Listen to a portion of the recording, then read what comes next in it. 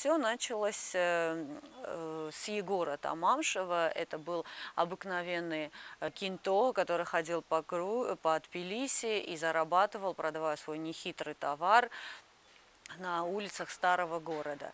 Затем, благодаря своей предприимчивости, своему умению, которое характерно представителям армянского народа, он разбогател на поставках лошадей во время русско-турецкой войны и приобрел огромные колоссальные земельные участки в разных частях города Тифлиса к тому времени.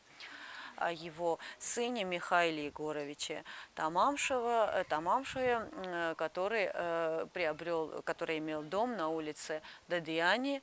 Это дом, в котором в Грузии был открыт один из первых в Тифлисе аристократических клубов, английский клуб, по примеру петербургского клуба. Семья занималась меценатством, то есть она спонсировала людей, нуждавшихся в помощи. Когда в гости к Михаилу Тамамшеву приехал великий российский маринист армянского происхождения Ованес или Иван Айвазовский, в дар семье он оставил 5 картин, 2 из которых, вновь говорю о том, что хранятся в музее Смирновых. Значит, женой Михаила Тамамшева была Варвара Корганянц, и дочерьми этой семьи являлись Елизавета Тамамшева и Екатерина Тамамшева.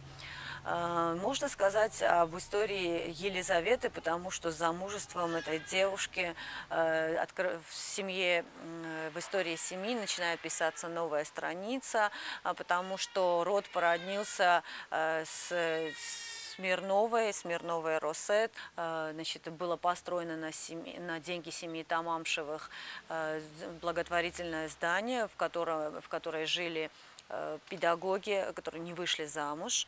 Но обязательно надо упомянуть также Гаврила Тамамшева, который был двоюродным братом.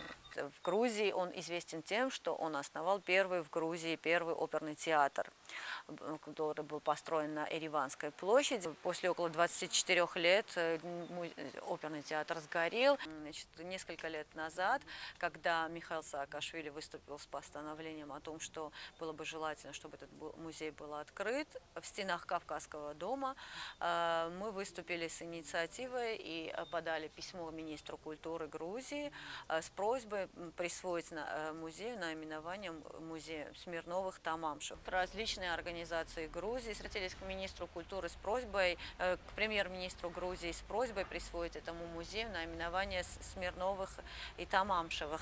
Но вот, к сожалению, мы получили ответ, в котором нам отвечает замминистра культуры.